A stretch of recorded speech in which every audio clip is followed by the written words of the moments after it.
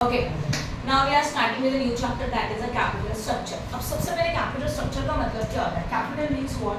The amount which is invested in your business. That amount is known as a what? Capital. Okay, अगर हम लोगों को business में पैसा चाहिए तो we are having the two sources, right? यहाँ ध्यान दो. एक सबसे पहले आता है owner fund and next आता है old fund. Owner fund मतलब खुद का पैसा इन्वेस्ट करना. ओल्ड फंड का मतलब क्या होता है? खुद का पैसा तो इन्वेस्ट नहीं किया पर हम लोग लोन ले रहे हैं, उसको बोलते हैं ओल्ड फंड. क्लियर हो रहा है? ओके, तो कैपिटल स्ट्रक्चर के लिए हम लोग पहले कैपिटल देख रहे हैं और ये जो मैंने आपको बताया वो वर्टिकल फॉर्मेट में भी है, मीनिंग वही कंसेप्ट क्लियर हो गया. तो कैपिटल का मतलब the amount which is invested in your business.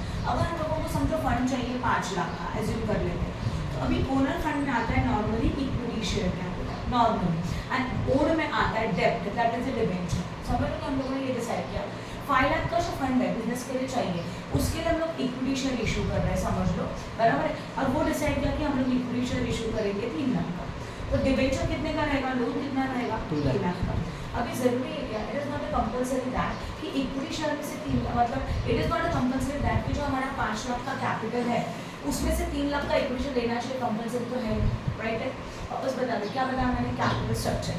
Capital का मतलब the amount which is invested in your business. Okay, जितना अमाउंट हम लोगों को बिजनेस के लिए चाहिए उसको अरेंज करने के लिए we are having so many sources.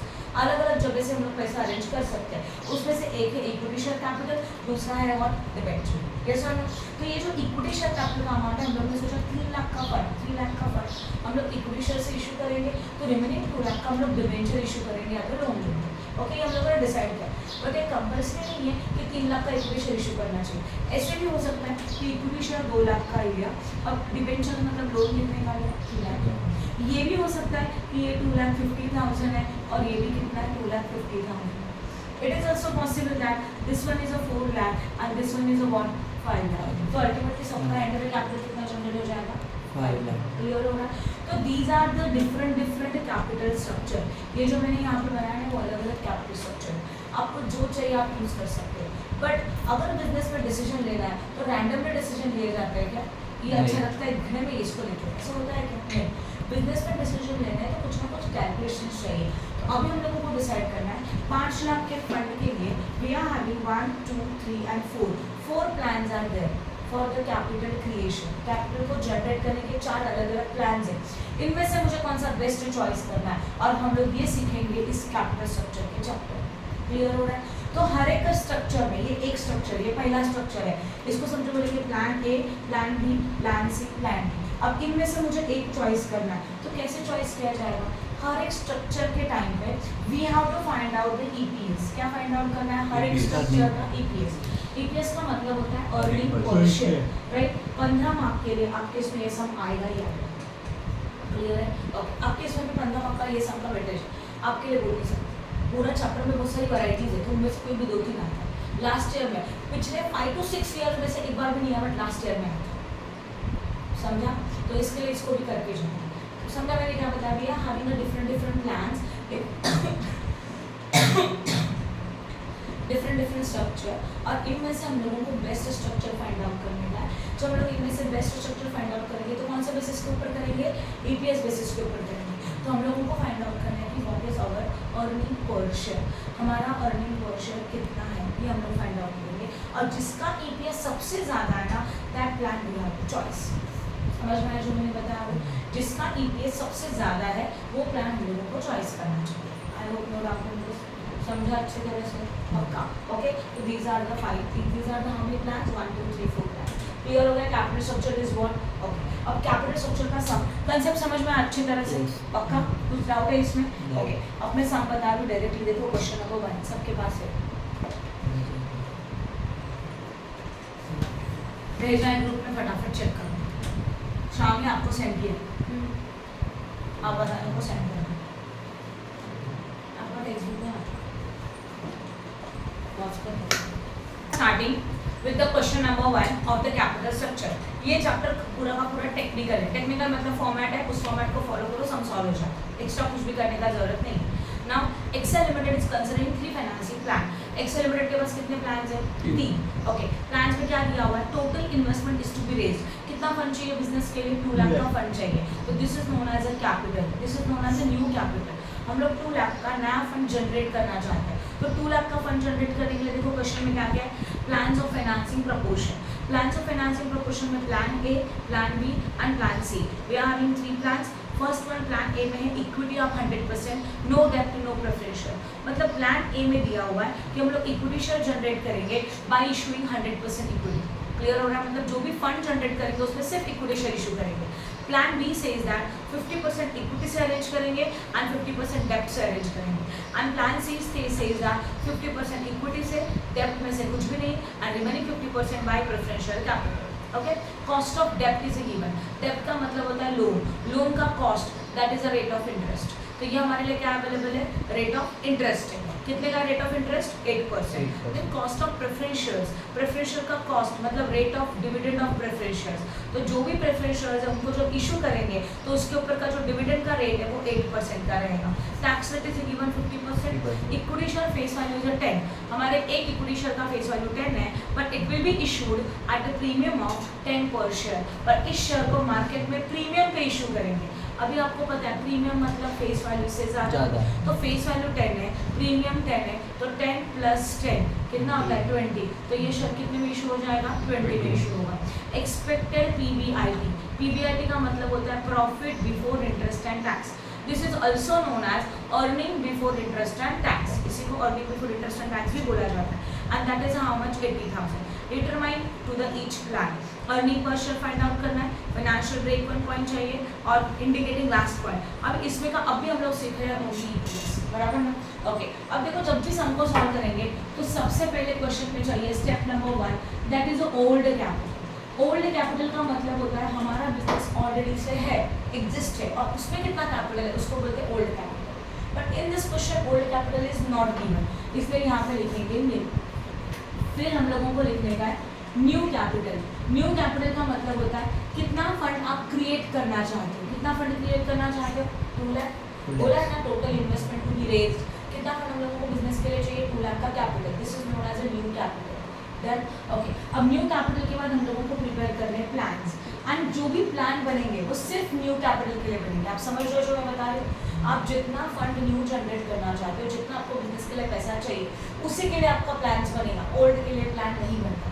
Old already decided है। एग्जाम्पल बता देती हूँ, जैसे कि मेरा क्लासेस का सेटअप है, ये बात ये ऑलरेडी एग्जिस्ट है और इसमें 5 लाख का फंड इन्वेस्टेड है। तो मैंने ऑलरेडी, मुझे पता है कि इसके लिए 5 लाख मैंने कहाँ से लाया, लोन कितना लिया, खुद का पैसा कितना डाला, ये ऑलरेडी मुझे पता है। ओके, अब मैं चाहती हूँ कि वहाँ से मैं ब्रांच शुरू करूँ, उसके लिए मुझे 10 लाख चाहिए। तो प्लान किसके लिए बनेंगे, 10 लाख के लिए बनेंगे।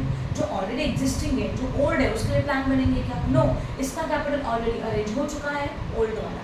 समझ में आया जो मैंने बताया। तो ओल्ड कैपिटल का प्लान नहीं बनता। कैपिटल का प्लान जो भी बनेगा, प्लान जो भी बनेगा वो किसका बनेगा, न्यू कैपिटल। ठीक है, अब प्लान्स में लिखेंगे particulars and we are having 3 plan, A B as well as what C. हमारे पास 3 प्लान्स है, ये भी लिखा हुआ समझा। अब सबसे पहले equity share capital, plan A में जाओ, क्या दिया है, प्लान ए में बोला इक्विटी शेयर कैपिटल 100% दिया है कि नहीं दिया। इसका मतलब जितना आपको पैसा चाहिए वो पूरा का पूरा हम लोग इक्विटी शेयर से जनरेट करेंगे 100%। कितना फंड चाहिए, 2 लाख। 2 लाख का 100% कितना आता है, 2 लाख क्या आएगा, सही होगा। ओके, तो यहाँ पे आया 2 लाख। तो प्लान ए में हम लोग ने 2 लाख से 2 लाख का पूरा फंड इक्विटी शेयर से एडजस्ट किया। प्लान बी में क्या दिया, 50% इक्विटी एंड 50% डेब्ट बोला है ना। इसका मतलब इक्विटी तो लिखा है, अभी लिखेंगे डेब्ट।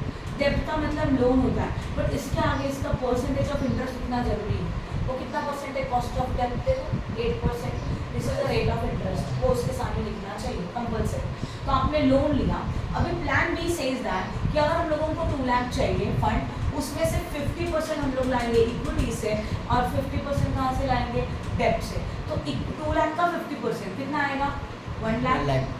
और बचा हुआ 1 लाख हम लोग क्या डेब्ट क्रिएट करेंगे, लोन लेंगे। ये भी समझ में आया, बहुत सिंपल है, राइट है। ओके, अब सी प्लान से इज 2 लाख का फंड चाहिए, 2 लाख में से 50% इज इक्विटी एंड बचा हुआ 50% कहाँ से आएगा, चेक करो, preference share capital. Plan C में देखो पूरे उसके लाइन में 50% इक्विटी में, 50% प्रेफरेंस में, है कि नहीं है। तो 2 लाख का 50% अभी इक्विटी में कितना होगा, 1 लाख। अब हेडिंग है क्या प्रेफरेंस शेयर, नहीं, तो अभी हम लोग लिखेंगे। बट प्रेफरेंस शेयर्स कैपिटल के सामने उसका परसेंटेज ऑफ डिविडेंड चाहिए, वो भी 8% है। नीचे के लाइन में दिया है, तो cost of preference shares 8%। Right है, ओके। तो ये 1 लाख का अमाउंट आएगा और ये भी कितना, यार डेप्ट में कुछ नहीं और प्रेफरेंस शेयर्स भी कितना 1 लाख। अब सबका टोटल जो सेम आना चाहिए, जो हमारा न्यू प्लान है, कितने का प्लान है मैं चेक करूँ। 3 स्टेप आपको समझे। पहले आपको ओल्ड कैपिटल लिखना है, क्वेश्चन में डायरेक्टली दिया आएगा, बस उठा के कॉपी करना है। इस क्वेश्चन में नहीं था इसलिए नहीं लिखा। सेकंड में आपको लिखना है कितना फंड्स आपको जनरेट करना है, न्यू कैपिटल, और इसी न्यू कैपिटल को लेकर प्लान बनाए जिस तरह से क्वेश्चन है। Okay, now third step, fourth step is what, find out the number of equity share. क्या फाइंड आउट करना है हम लोगों को, number of equity shares find out, right है, ओके। अब नंबर ऑफ इक्विटी शेयर्स कैसे निकालोगे, उसके लिए एक फॉर्मूला है, total amount of equity share capital divided by value per equity share। Okay, board पे ध्यान दो। पर्टिकुलर्स कितने प्लान है, अगेन 3, तो 3 कॉलम बनाए, A B as well as one C. अब सबसे पहले आपको लिखना है ओल्ड, मतलब ओल्ड में कितने इक्विटी शेयर, ओल्ड में फंड है क्या, नहीं है। अगर होता तो उसमें से सिर्फ इक्विटी शेयर आता था। Why, because we are going to find out number of only equity share का नंबर चाहिए, तो ओल्ड में का only equity share capital consider करेंगे, बट इक्विटी शेयर कैपिटल कुछ है नहीं, इग्नोर। अब लेंगे न्यू कैपिटल, यस और नो। न्यू कैपिटल के लिए प्लान ए, न्यू कैपिटल मतलब देखो प्लान्स, ये न्यू कैपिटल है, प्लान ए में इक्विटी कितना है 2 लाख, बराबर है। तो total amount of equity share is how much, 2 lakh in a plan A. तो 2 लाख डिवाइडेड बाय वैल्यू पर शेयर, एक शेयर का नॉमिनल वैल्यू 10 है, उसको हम लोग इशू करें प्रीमियम 10 पे, तो 10 + 10 कितना होता है 20, तो यहाँ पे कितना जाएगा 20, दैट इज डिवाइड करो तो आपको मिलेगा 10,000। समझ में आया। अभी प्लान बी में न्यू कैपिटल में इक्विटी शेयर, न्यू कैपिटल में जाओ, न्यू कैपिटल 2 लाख का था, उसके ये प्लान बने, प्लान बी में इक्विटी शेयर कैपिटल कितना है, ये 2 लाख, ये 20, ये 20 कहाँ से आया, ये बोलते हैं वैल्यू पर शेयर। क्वेश्चन में आपको बोला है इक्विटी शेयर के एक शेयर का वैल्यू 10 है, उसको हम लोगों ने इशू किया प्रीमियम 10 पे, तो प्रीमियम नॉमिनल वैल्यू में आया होता है ना, दैट इज 10 + 10 कितना हो जाएगा 20। समझा कि नहीं समझा, पक्का, इसलिए वो 20 आया, दैट इज अ वैल्यू पर शेयर। अगर प्रीमियम नहीं होता तो 10 आता था, डिस्काउंट होता तो 10 में से माइनस, राइट, आता कर। तो अभी करो डिवाइड बाय 10,000 आया।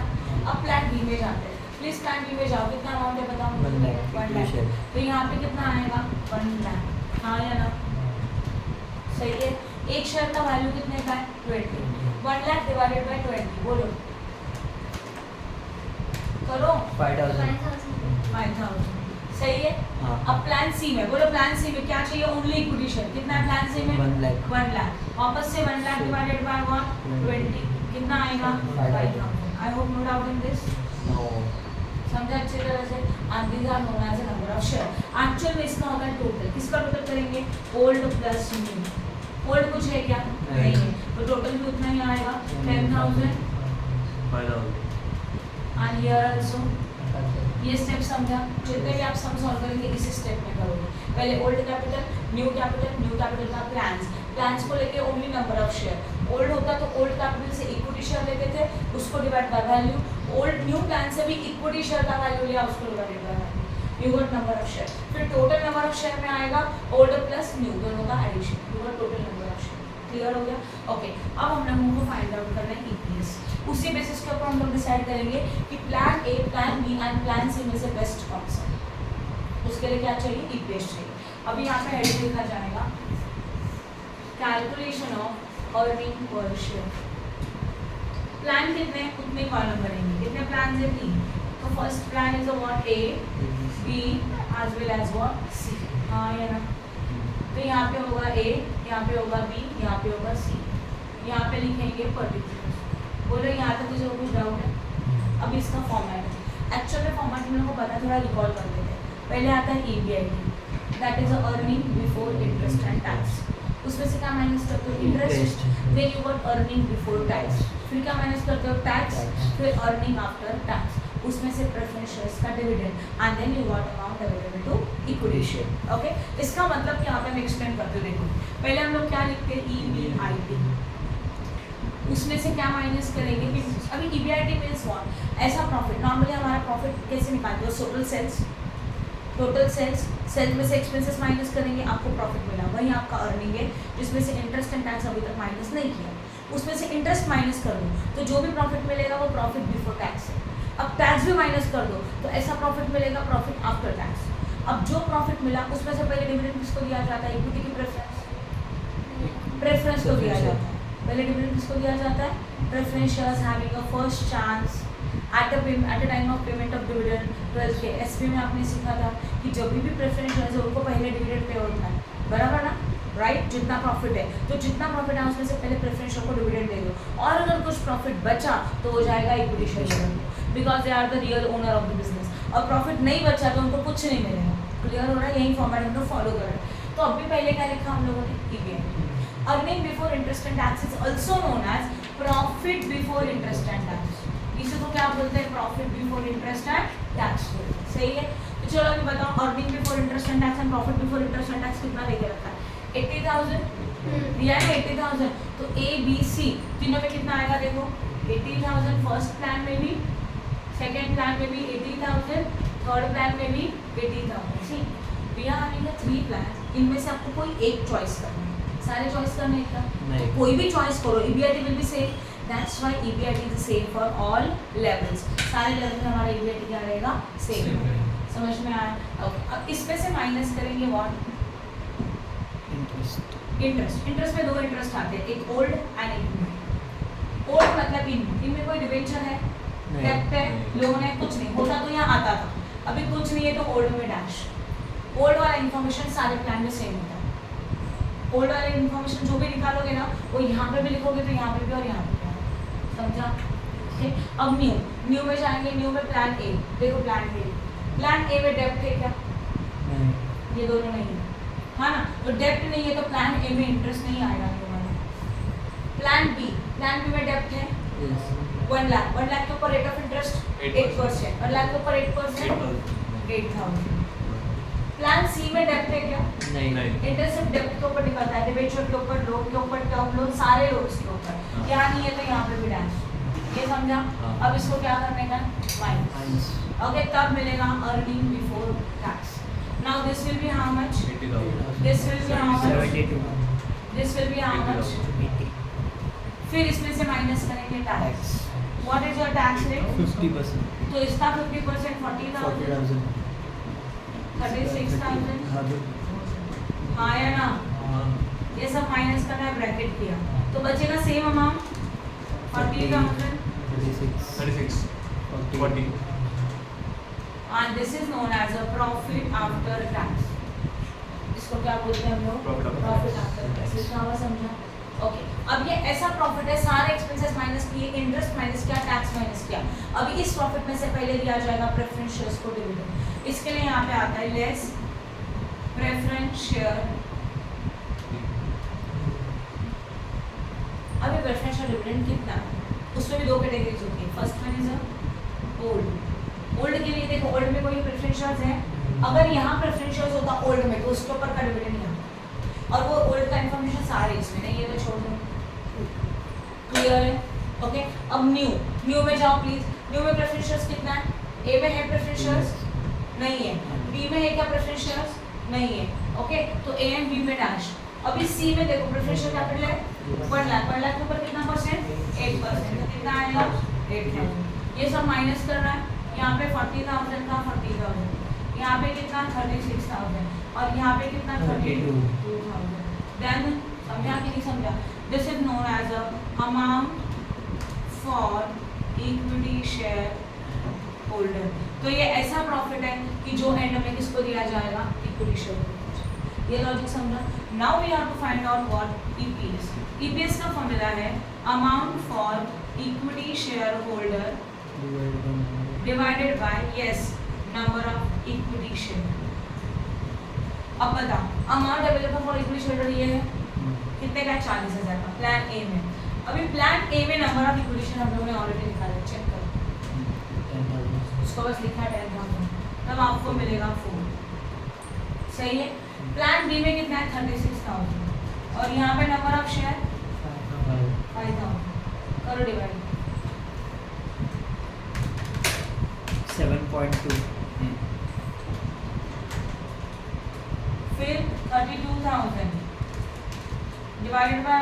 6.4 this is your what earning position. EPS. अब मुझे बताओ हम लोगों को एक प्लान चॉइस करें जिसका जो सबसे बेस्ट है कौन सा प्लान रहेगा जिसका EPS ज़्यादा है जिसका EPS ज़्यादा है बी को लिखेंगे प्लान बी और capital structure for a capital structure plan B should be selected because it have a higher EPS as compare to the plan A and plan C. बस this is your सम. समझ में आया easy लगा यही step में follow होगा solve होगा और कुछ भी नहीं. ठीक है बस अभी एक न्यू पॉइंट क्या आ सकता है यहाँ पे आ सकता है वो रहेगा तो क्या करना है मैं अभी बताऊँ ये समझा. ओके पिक ले लो रफ